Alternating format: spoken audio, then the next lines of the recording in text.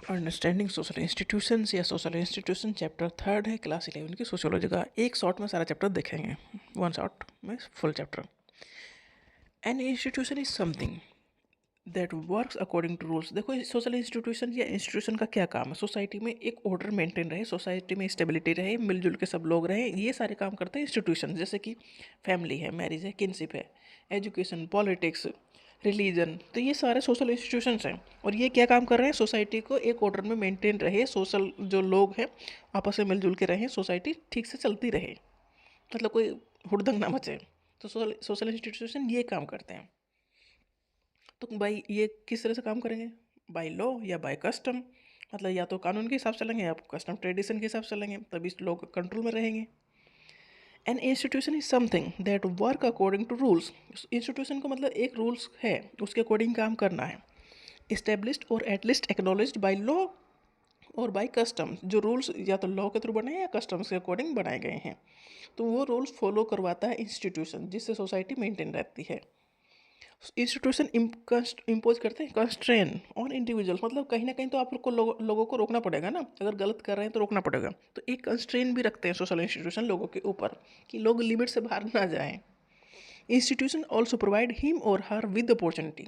देखो social institution कहीं ना कहीं रोक रहे हैं तो कुछ ना कुछ अपॉर्चुनिटीज़ भी देंगे, जिससे कि उनकी नीड्स पूरी हो सके, फुलफिल हो सके, और जिससे लोग फिर अगर लोगों की नीड पूरी हो जाएंगे तो वो गलत करने के चांस कम अपने आप हो जाएंगे। तो सोशल इंस्टीट्यूशन कहीं ना कहीं उनकी जो नीड्स है उनका ध्यान रखते हैं और उन्हें अपॉर्चुनिटीज़ प्रोवाइड करते हैं, और गलत करने से रोकने के लिए भी काम करते हैं। सोशल इंस्टीट्यूशन कंस्ट्रेन भी करते हैं, कंट्रोल भी करते हैं, पनिश भी करते हैं और रिवॉर्ड भी देते हैं। मतलब रोकते भी हैं, आप गलत करें तो रोकते भी हैं, और गलत कर दिया है तो पनिश भी करते हैं, और सही कर रहे हो तो रिवॉर्ड भी देते हैं। तो सोशल इंस्टीट्यूशन हर एक पैरामीटर में इंडिविजुअल्स को कंट्रोल करने की कोशिश करते हैं, जिससे कि एक इंडिविजुअल एक लिमिट में रहे। सोशल इंस्टीट्यूशंस एक मैक्रो भी हो सकता है, माइक्रो भी हो सकता है। माइक्रो मतलब फैमिली, सबसे छोटा है फैमिली, सबसे बड़ा कंट्री या स्टेट है। A social institution is a structured system of social order. Social order का एक स्ट्रक्चर्ड सिस्टम है, स्ट्रक्चर वे में सब चीज़ें हुई हैं, and cooperation that organise human behaviour and relationship in society. ये सोशल इंस्टीट्यूशन क्या करते हैं? ह्यूमन बिहेवियर को कंट्रोल करते हैं, सोसाइटी में ह्यूमन बिहेवियर कैसा रहना चाहिए जिससे कि सोसाइटी में कोऑपरेशन बना रहे, सोशल ऑर्डर मेंटेन रहे। तो इस एक स्ट्रक्चर्ड सिस्टम है सोशल ऑर्डर का। क्या? Social institutions. सोशल इंस्टीट्यूशन कौन कौन से हैं? जैसे कि फैमिली, मैरिज एंड किनशिप है। किनशिप मतलब भाई बहन, बाय ब्लड या बाय मैरिज। इसमें हमें मिलता क्या है? केयर मिलती है, सोशलाइजेशन मिलता है, मतलब सोसाइटी में रहने का तरीका हम फैमिली में सीखते हैं। इमोशनल सपोर्ट डेफिनेटली हमें फैमिली से ही मिलता है। तो बेसिक चीज़ें हमें फैमिली से मिलती हैं। फैमिली, मैरिज एंड किनशिप हमारी बेसिक नीड्स पूरी करते हैं। पॉलिटिक्स क्या करता है? मेंटेन करता है law, order and authority. Authority मतलब पावर। गवर्नमेंट को हम पावर देते हैं कि वो हमारे ऊपर रूल्स रेगुलेशन लगाएं, जिससे हम अच्छे से रहें। And makes collective decisions. Politics मतलब गवर्नमेंट, गवर्नमेंट अपने लिए डिसीजन नहीं लेती, वो लोग अपने लिए डिसीजन नहीं लेते, पूरी कंट्री के लिए डिसीजन लेते हैं, पूरी स्टेट के लिए डिसीजन लेते हैं। तो ये पावर हमने उन्हें दी है। तो इस तरह से एक ऑर्डर मेंटेन रहता है सोसाइटी में। इकोनॉमिक्स मतलब काम कैसे होना चाहिए, जैसे कि कोई भी सामान हमें चाहिए, कहीं ना कहीं वो प्रोड्यूस होगा, डिस्ट्रीब्यूट होगा, फिर हम तक पहुँचेगा कंजप्शन के लिए। तो ये सारी चीज़ें मेंटेन रहें, तो इकोनॉमिक्स इस पर फोकस करता है। रिलीजन क्या करता है? Offer meaning, moral guidance and social cohesion. Religion हमें प्रोवाइड करता है कि हमें एक मोरल गाइडेंस देता है कि हमें क्या काम करना है और कैसे करना है और क्या नहीं करना है। तो रिलीजन हमें ये एक तो सिखाता है कि सोसाइटी में हम मिलजुल के कैसे रहें। दूसरा हमें प्रोवाइड करता है मोरल गाइडेंस, जिससे हम मोरलिटी के हिसाब से काम करें, किसी का नुकसान ना करें, किसी का बुरा ना करें। एजुकेशन हमें ट्रांसमिट करता है नॉलेज और स्किल्स। एजुकेशन की वजह से हमें मिलती है स्किल्स, जिसकी वजह से हम अपने काम में परफेक्ट हो पाते हैं। Functionalist and conflict view of social institution क्या है? सोशल इंस्टीट्यूशन काम कैसे करते हैं? फंक्शनलिस्ट व्यू कहता है कि सोशल इंस्टीट्यूशन काम करता है कि सोसाइटी में एक ऑर्डर मेंटेन रहे, अच्छे से सोसाइटी काम करती रहे।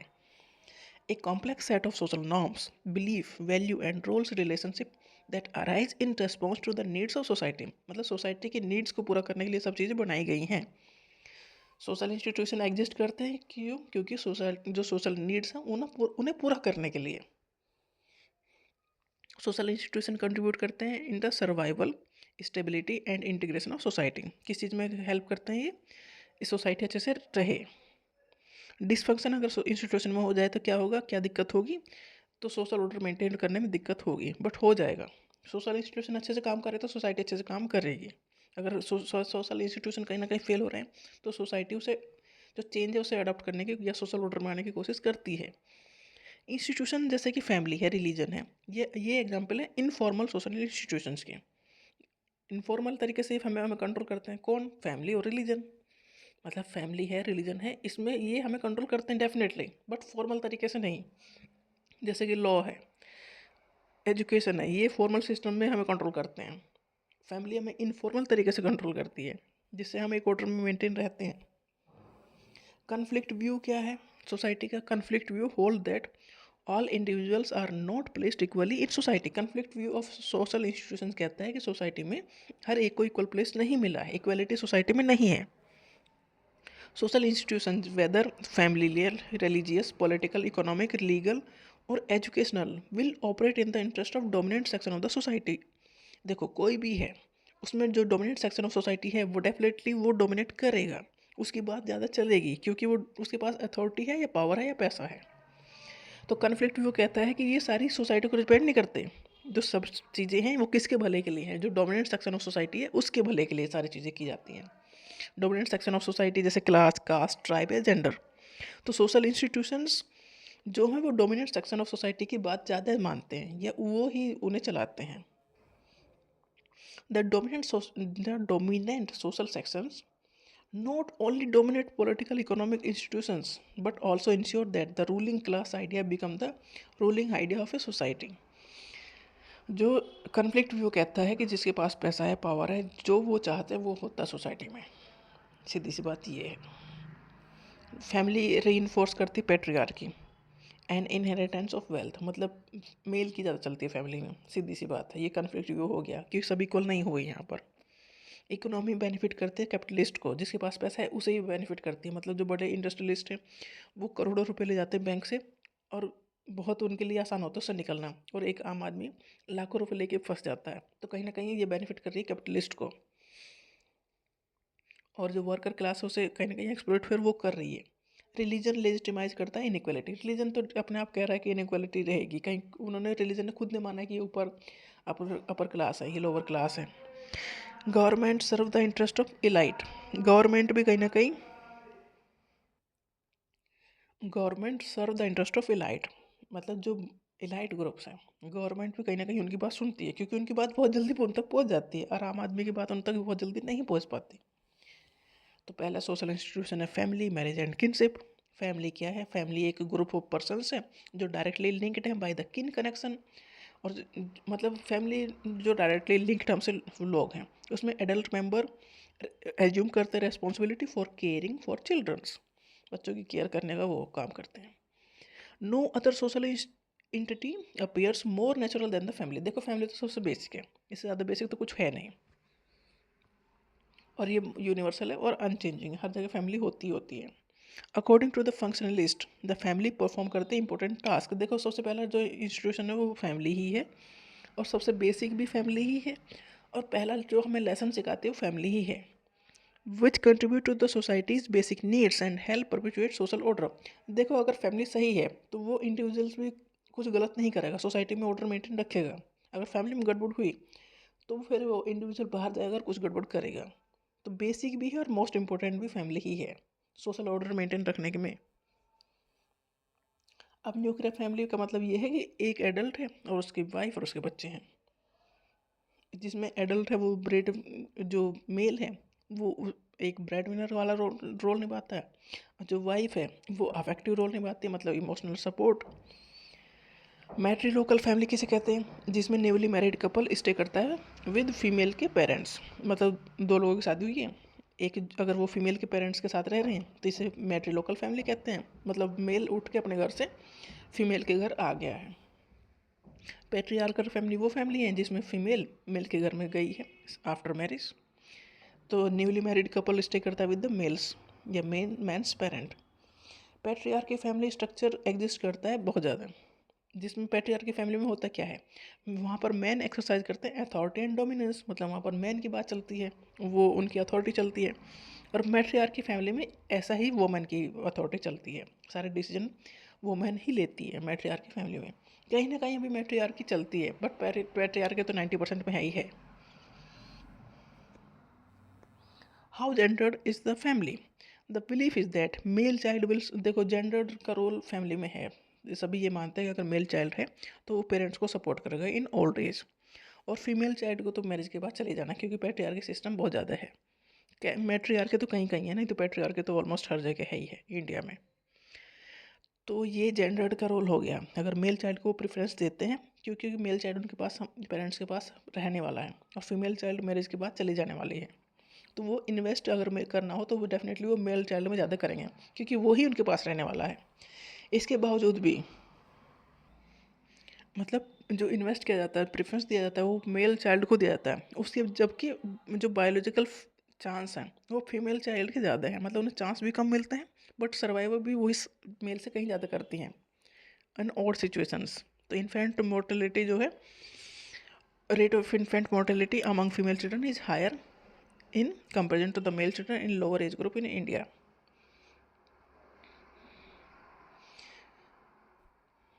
Family of orientation and family of procreation है क्या? द फैमिली ऑफ बर्थ इसे कहते हैं फैमिली ऑफ ओरिएंटेशन, जिसमें हमने जन्म लिया है वो हमारी फैमिली ऑफ ओरिएंटेशन है, और जिस फैमिली में हमारी मैरिज हुई है वो हमारे लिए फैमिली ऑफ प्रोक्रिएशन है। The family in which a person is married उसे कहते हैं फैमिली ऑफ प्रोक्रिएशन। किनशिप क्या है? किनशिप मतलब भाई बहन, रिलेटिव, क्लोज रिलेटिव, ये हमसे दो तरीके से जुड़ते हैं, बाय ब्लड या bye marriage. Kinship ties are connection between individuals established either through marriage और थ्रू ब्लड। जो मैरिज के थ्रू जुड़ते हैं उन्हें कहते हैं एफाइन, AFFINES, एफाइंस, और जो बाई ब्लड जुड़ते हैं उन्हें कहते हैं कॉन्सैंग्युइनिस किन।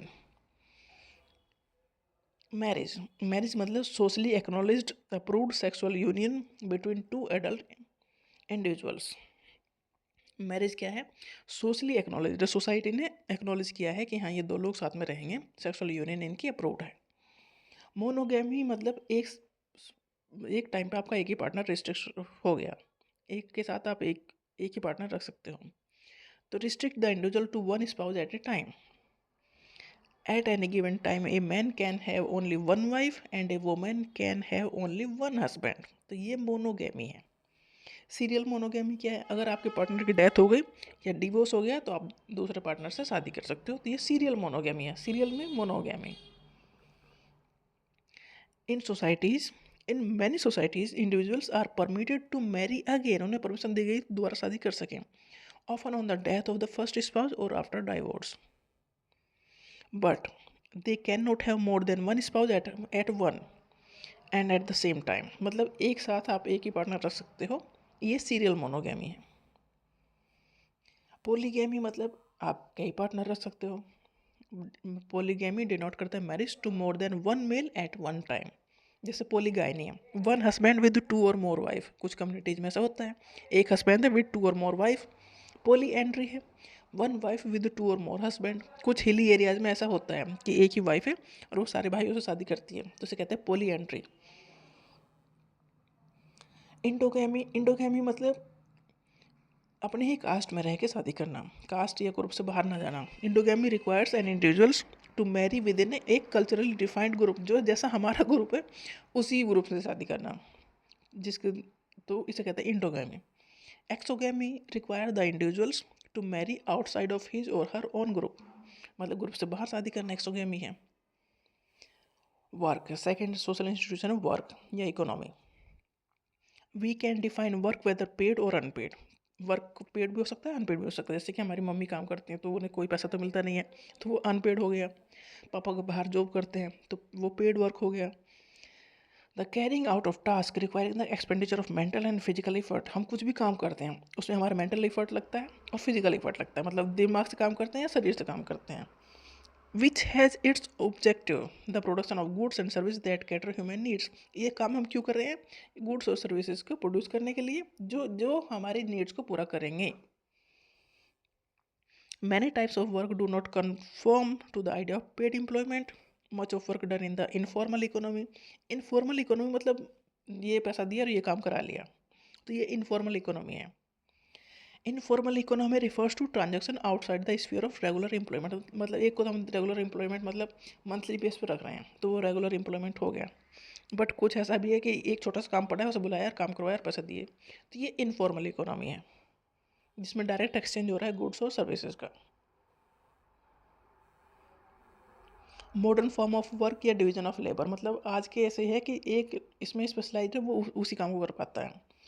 Pre modern form of society, जो पहले से की जो सोसाइटीज़ थी वहाँ पर लोग क्या रखते थे, वो पालतू अपने जानवर रखते थे और खेती करते थे।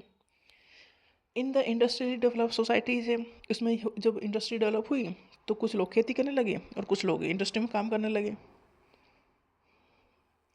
In a country like India, the larger share of the population continue to be involved in rural agriculture और other rural based occupations। कि इंडिया में अभी भी गांव में पॉपुलेशन रहती है, खेती में इन्वॉल्व है या खेती से रिलेटेड चीज़ों में इन्वॉल्व है। In modern societies that existence of a highly complex division of labour, जो मॉडर्न सोसाइटीज़ हैं उन्हें कॉम्प्लेक्स डिवीजन ऑफ लेबर है। डिवीजन ऑफ लेबर का मतलब ये है कि ये इस काम को अच्छे से जानता है और वो इसी काम को कर सकता है बस। Work has been divided into an enormous number of different occupations in which people specialize, मतलब जो मॉडर्न सोसाइटीज़ हैं उसमें जो लोग हैं वो स्पेशलाइज्ड हैं उस फील्ड के और वो उसी काम को वो करते हैं। जो ट्रेडिशनल सोसाइटीज़ थी, जो पुरानी सोसाइटीज़ थी, non agricultural work entailed the mastery of a craft. Craft skills are learned through lengthy period of apprenticeship and the work are normally carried out all aspect of the production process from the beginning to end। देखो जो पहली societies थी, traditional societies थी, वहाँ पे तो काम होता था, वहाँ पे तो कुछ ना कुछ सामान बनता था, तो जो सामान बनता था वो फैमिली मिल के बनाते थे। तो जो बच्चे हैं वो from first step to last step सारे स्टेप अच्छे से सीखते थे, तो सारा काम वो सीखते थे। बट मॉडर्न सोसाइटी में ये हुआ कि वो फर्स्ट टू लास्ट स्टेप सारा नहीं सिखाया जाता, किसी को भी एक एक स्टेप सिखाया जाता है, तो वो उसी में ही परफेक्ट होते हैं। तो जो पहली सोसाइटीज़ थी उसमें जो इंडिविजुअल्स हैं वो सारे स्टेप को अच्छे से जानता था। जो मॉडर्न सोसाइटीज़ हैं अब हम एक एक स्टेप को बस जानता है, एक इंडिविजुअल एक स्टेप का माहिर है बस। Before industrialization most work took place at home and was completed collectively by all member of the household. Industrialization से पहले चीज़ें बनती थी घरों में, ग्रुप्स में लोग बनाते थे। अब एडवांस टेक्नोलॉजी आई, मशीन आई, इलेक्ट्रिसिटी और कोयले से वो चलने लगी, तो इससे ये हुआ कि घर अलग हो गए और काम की जगह अलग हो गई, क्योंकि इंडस्ट्री लगेगी घर में तो लग नहीं सकती, फैक्ट्री लगेगी तो एक बड़ा एरिया चाहिए, मतलब गांव गांव से बाहर जाकर लगेगी। तो गांव से काम शिफ्ट हो गया फैक्ट्रीज़ में। गांव पे एक छोटे लेवल पे काम हो रहा था, अब वो काम बड़े लेवल पे फैक्ट्रीज़ में हो रहा है। तो वर्क और होम सेपरेट हो गए। जिसके पास पैसा पैसा था उसने फैक्ट्री लगाई, factory owned by capitalist entrepreneur become the focal point of industrial development. अब जो जैसे जमींदार हैं उनके पास पैसा था, उन्होंने फैक्ट्री लगाई तो अब उनके पास और ज़्यादा पैसा आने लगा, और जो उनके खेतों में काम करते थे वो फैक्ट्री में काम करने लगे, उनकी कंडीशन और ख़राब होने लगी। People seeking job in factories were train to perform a specialize task and receive a wage for this work. देखो पहले लोग घरों में काम कर रहे थे तो वो सारे स्टेप को जानते थे, अब फैक्ट्री में काम कर रहे हैं तो बड़े लेवल पर काम हो रहा है, तो वो अब एक ही स्टेप को जान पा रहे हैं और वो काम वो कर रहे हैं और उसका उन्हें पैसा मिल रहा है। मैनेजर सुपरवाइज कर रहा है काम को, for their task was to enhance worker productivity and discipline. अब जो वर्कर काम कर रहे हैं उनके ऊपर एक मैनेजर रख दिया गया कि मैनेजर देखेगा कि सब अच्छे से काम कर रहे हैं या नहीं, जिससे कि प्रोडक्टिविटी और डिसिप्लिन मेंटेन रहे सोसाइटी में या इंडस्ट्री में। Transformation of work, industrial process were broken down into simple operations. देखो एक बड़ा काम है उसे कई स्टेप में किया जाता है, तो इसमें सिंपल ऑपरेशन में से तोड़ दिया। That could be precisely timed organized and monitored. उस ऑपरेशन या उस काम को आप अच्छे से ऑर्गेनाइज कर सको, मॉनिटर कर सको। मास प्रोडक्शन डिमांड करता है मास वर्क मार्केट, मतलब बड़े लेवल पर काम हो रहा है तो उसके लिए बड़े लेवल पर मार्केट भी चाहिए। हम पहले चीज़ें लिमिट में बनती थी और वो बिच भी जाती थी, मतलब उसे सप्लाई करना आसान था। अब इंडस्ट्री में बड़े लेवल पर चीज़ें बन रही हैं तो उनके लिए मार्केट भी बड़ी चाहिए।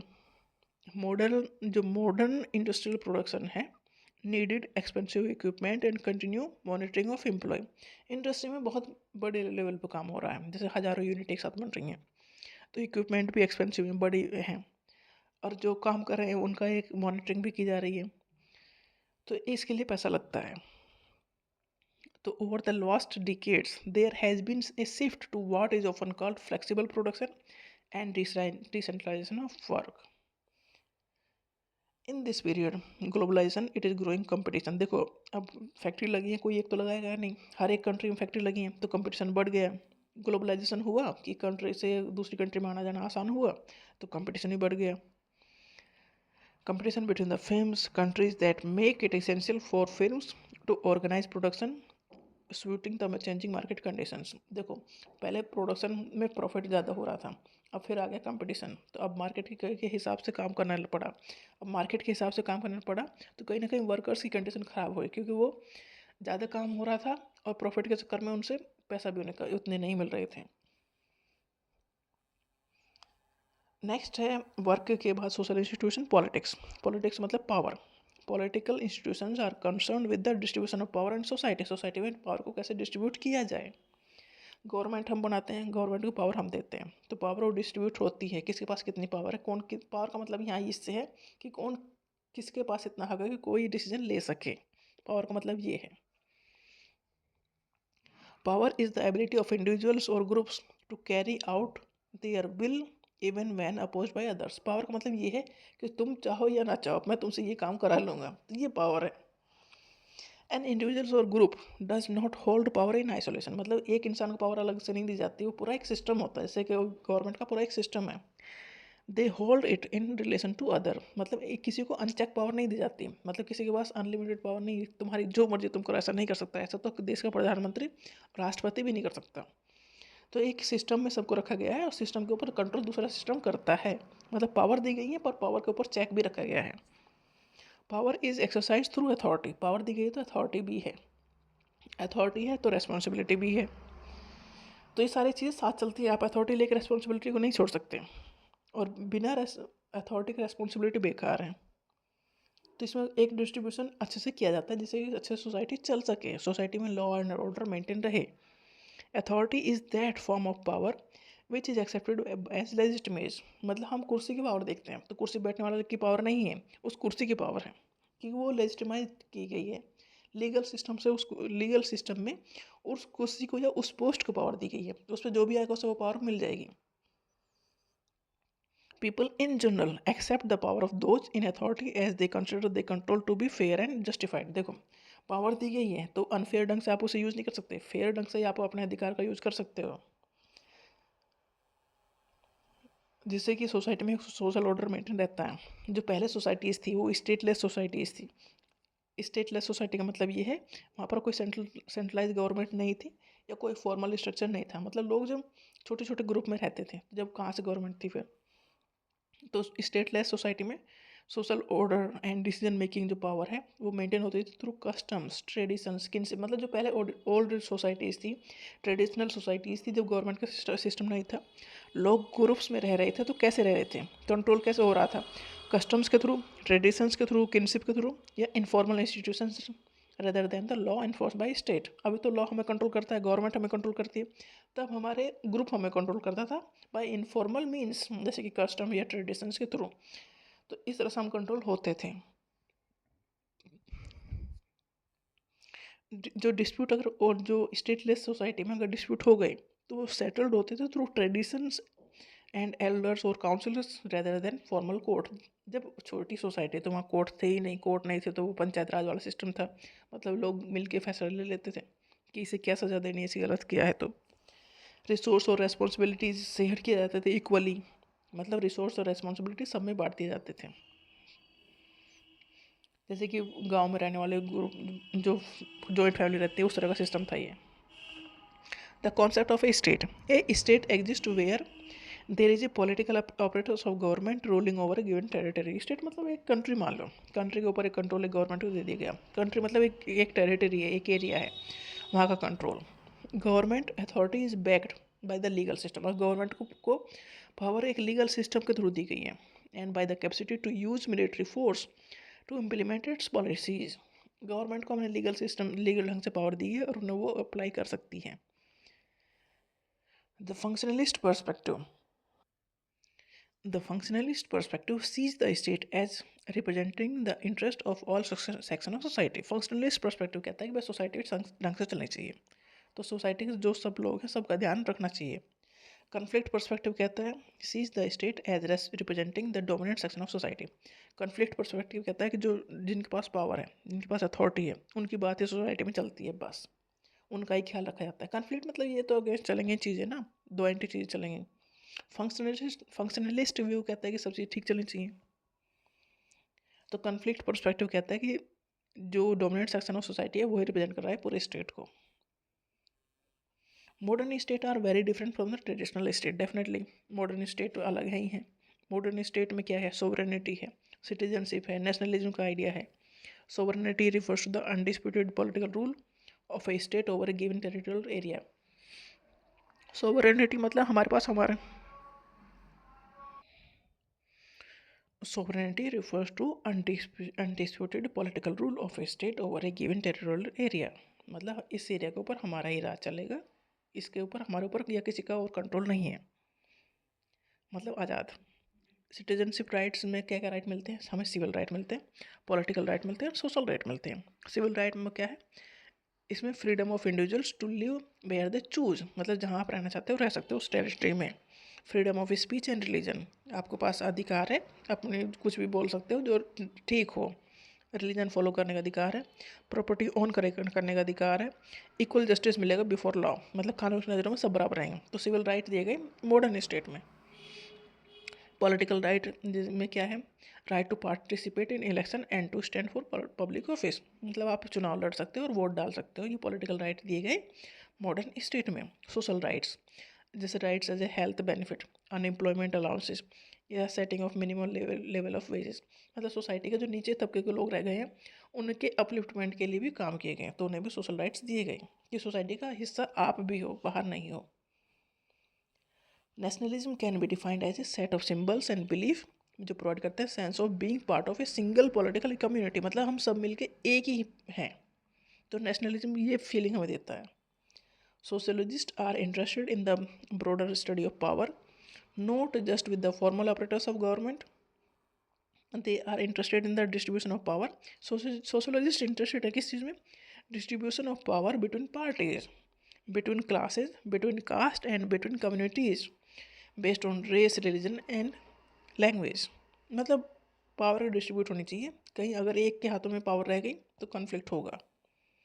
Its focus is not just on what may be called specifically political association, जैसे कि स्टेट लेजिस्लेचर, टाउन काउंसिल और political parties, but also association such as जैसे कि स्कूल भी हैं, बैंक भी हैं, रिलीजियस इंस्टीट्यूशंस भी हैं, whose aims are not primarily political, मतलब ये चीज़ें भी तो हैं जो हमें कंट्रोल करती हैं और ये तो पॉलिटिकल नहीं है. नेक्स्ट सोशल इंस्टीट्यूशन है रिलीजन. रिलीजन एग्जिस्ट करता है हर जगह, exist in all non societies, all दो रिलीजियस बिलीफ एंड प्रैक्टिस ये कल्चर टू कल्चर वेरी करती हैं, मतलब सब रिलीजन हर जगह है बट अलग अलग ढंग से फॉलो करते हैं सब. ये क्या करेक्टरिस्टिक्स हो सकते हैं रिलीजन्स के, जैसे कि एक सेट ऑफ सिम्बल्स है या कोई रिचुअल्स फॉलो करते हैं, कोई सेरेमनीज फॉलो करते हैं, या कम्युनिटी ऑफ बिलीवर है. तो रिलीजन अपना सभी फॉलो करते हैं, बस तरीके अलग अलग हैं.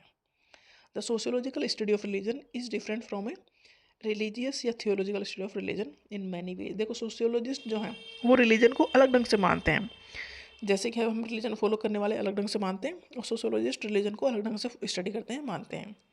जो सोशियोलॉजिस्ट हैं वो कंडक्ट करते हैं empirical study, practical study of how जैसे रिलीजन एक्चुअली फंक्शन करता है in society and its relationship to other institutions, मतलब रिलीजन का क्या रोल है सोसाइटी में. तो सोशियोलॉजिस्ट इस चीज़ पर फोकस करते हैं, सोसाइटी में क्या रोल है या दूसरी इंस्टीट्यूशंस के ऊपर रिलीजन का क्या इम्पैक्ट पड़ रहा है. तो जो सोशियोलॉजिस्ट हैं वो कंपैरेटिव स्टडी करते हैं, वो इन्वेस्टिगेट करते हैं रिलीजियस बिलीफ को, प्रैक्टिसेस को और इंस्टीट्यूशंस को in relation to other aspect of culture. मतलब जो सोशियोलॉजिस्ट हैं वो रिलीजन के कंपैरेटिव स्टडी करते हैं, प्रैक्टिकल स्टडी करते हैं और वो देखते हैं कि रिलीजन का सोसाइटी या लोगों के ऊपर क्या इम्पैक्ट पड़ रहा है और जो अदर सोशल इंस्टीट्यूशंस हैं उनके ऊपर क्या इफेक्ट पड़ रहा है. तो सोशियोलॉजिस्ट जो स्टडी करते हैं रिलीजन की वो उनसे अलग स्टडी करते हैं जो रिलीजन फॉलो करते हैं. The sociological perspective of religion means that religious life can be made more intelligible. Sociologist पर जो सोशियोलॉजिस्ट हैं वो कह रहे हैं कि रिलीजन को हम मोर इंटेलिजेंट वे में यूज़ कर सकते हैं हमारी डोमेस्टिक लाइफ या इकोनॉमिक लाइफ या पॉलिटिकल लाइफ को इम्प्रूव करने के लिए। मतलब हम रिलीजन को इस तरह से मान सकते हैं या फॉलो कर सकते हैं जिससे कि हमारे जो दूसरी लाइफ के पर्सपेक्टिव हैं वो भी इम्प्रूव हों, हमारी डोमेस्टिक लाइफ में भी चेंज आए, इकोनॉमिक लाइफ में भी चेंज आए, पॉलिटिकल लाइफ में भी चेंज आए इन ए बेटर वे। तो रिलीजन इस तरह से मानना है कि हम बेहतर ही हों। The rituals associated with religion are very diverse. देखो रिलीजन सबका अपना अलग अलग है तो रिचुअल्स भी अलग अलग होंगे। रिचुअल्स एक्ट्स में यानी कि कुछ तो प्रे करेंगे, चैंटिंग करेंगे, सिंगिंग करेंगे, कुछ डिफरेंट टाइप का फूड खाएंगे, कुछ फास्ट रखेंगे। तो रिचुअल्स हैं ये जो रिलीजन्स में अपने अपने रिचुअल्स फॉलो करते हैं। Since ritual acts are oriented to our religious symbols they are usually seen as quite distinct from the habit and procedure of the ordinary life. देखो जो भी रिलीजन्स या रिलीजियस एक्टिविटीज़ हैं वो हमारी ऑर्डिनरी लाइफ से डेफिनेटली अलग तो होती हैं, तो हम उन्हें फॉलो करने की कोशिश करते हैं कि एक बेटर वे में हम आ सकें। जो ऑर्डिनरी लाइफ हम जी रहे हैं, डेफिनेटली जो रिलीजियस लाइफ है वो हमें एक डिफरेंट तरीके से जीते हैं। मतलब जो रिलीजियस लाइफ है वो हमारी ऑर्डिनरी लाइफ से थोड़ा डिफरेंट है। रेगुलर सेरेमनीज कहाँ होंगी, जैसे कि चर्च में, मॉस्क, टेम्पल, श्राइन में होती हैं। तो रिलीजन एक अब इज़ अबाउट सेक्रेड रिल्म, मतलब एक एरिया जो पवित्र है उसके बारे में रिलीजन कहता है कि ये एरिया पवित्र है, इसके पास कुछ सुपरनैचुरल पावर है और इसलिए वो रिलीजन उसे फॉलो करता है। इमाल दुर्कheim ने कहा था, Emile Durkheim are interested in understanding this sacred realm which every society distinct from the profane.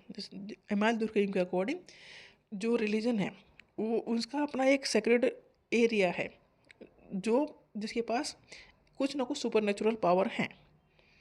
The sacred quality of, जैसे कि कोई ट्री को पवित्र मानता है, कोई टेम्पल को पवित्र मानता है, क्योंकि उन्हें लगता है कि इसके पीछे कुछ ना कुछ सुपर फोर्स है। जैसे बट कुछ रिलीजन ऐसे भी जो ऐसा नहीं मानते, सुपर को नहीं मानते, जैसे कि बुद्धिज़्म है, कन्फ्यूशियनिज्म है, वो कहते हैं कि सुपर जैसा कुछ नहीं होता, बट हाँ उनकी श्रद्धा उस प्लेस में, उस एरिया में होती है। मतलब कुछ कहते हैं जो सेक्रेड एरिया है या रिल्म है, जैसे मंदिर हो गया, मस्जिद हो गया, चर्च हो गया, तो वो उन्हें एक्स्ट्रा पावर मानते हैं, उन्हें लगता है कि यहाँ पर एक्स्ट्रा चीज़ें हैं कुछ। Religion has had a very close relationship with power and politics. Definitely religion और पावर पॉलिटिक्स में रिलेशनशिप तो है।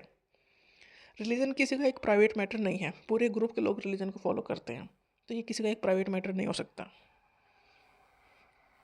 मैक्स वीबर ने डिमॉन्स्ट्रेट किया रिलीजन को। Sociology looks at religion in its relationship to other aspect of social and economic behaviour. इन्होंने कहा कि रिलीजन है मतलब एक तरीका है हमें ऊपर उठाने का।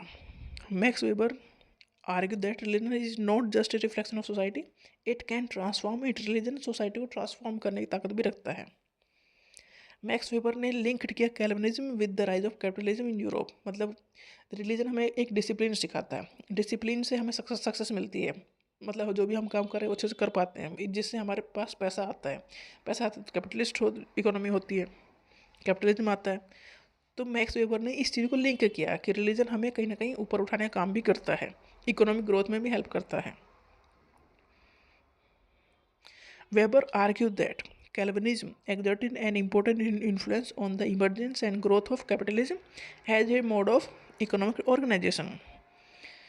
कैल्विनिस्ट बिलीव करते जैसे कि हार्ड वर्क है या डिसिप्लिन है, ये सक्सेस है, ये साइन है बीइंग अमंग द इलेक्ट। मतलब आप रिलीजन को फॉलो कर रहे हो तो मतलब हार्ड वर्क कर रहे हो, डिसिप्लिन में रह रहे हो और सक्सेस आपको मिलेगी।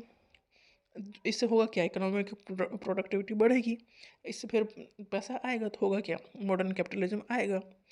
तो इन्होंने लिंक किया है रिलीजन को इकोनॉमिक पावर के साथ एंड कैपिटलिज्म के साथ।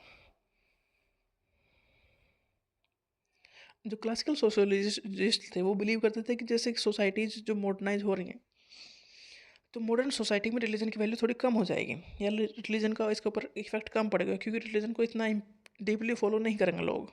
तो religion can not be studied as a separate entity, social force always influence religious behaviour, definitely religion किसी एक का प्राइवेट मैटर नहीं है, पूरी सोसाइटी का मैटर है, तो वो इन्फ्लुएंस भी होगा। अगला सोशल इंस्टीट्यूशन एजुकेशन। एजुकेशन एक लाइफ लॉन्ग प्रोसेस है, फॉर्मल और इनफॉर्मल दोनों तरीके से हमें मिलता है एजुकेशन। स्कूल पहला स्टेप है टुवर्ड एजुकेशन, जिससे कि हम फाइनली एम्प्लॉयमेंट के तरीके पर जाते हैं। सिंपल सोसाइटीज़ में बच्चे सीखते थे अपने एडल्ट जो अपनी फैमिली से सीखते थे। सिंपल सोसाइटीज़ में लोग जो भी चीज़ें सीख रहे हैं घर से सीख रहे हैं। सोसाइटी थोड़ी कॉम्प्लेक्स हुई, डिवीजन ऑफ लेबर आया, separation of work from home हुआ, मतलब एक घर हुआ काम, एक घर हुआ और दूसरी जगह हुई काम करने की। तो कॉम्प्लेक्स सोसाइटी में ऐसा हुआ कि जो पहले सोसाइटीज़ थी, सिंपल सोसाइटीज़ में घर और काम करने की जगह एक ही होती थी। अब कॉम्प्लेक्स सोसाइटी हुई है, काम अलग हो गया, घर अलग हो गया, मतलब फैक्ट्री अलग हो गई, तो अब स्पेशलाइजेशन की ज़रूरत पड़ने लगी, क्योंकि एक पर्टिकुलर काम एक ही इंसान कर रहा है, तो उसे अच्छे से सीखना था। एजुकेशन प्रिपेयर करती है लोगों को for the occupation and enable the child to internalise the core value of society. मतलब एजुकेशन सिखाते हैं सोसाइटी में कैसे रहना है और कैसे आपको काम करना है। इमाइल दुर्खिम का जो पर्सपेक्टिव था, फंक्शनलिस्ट पर्सपेक्टिव, वो कहता है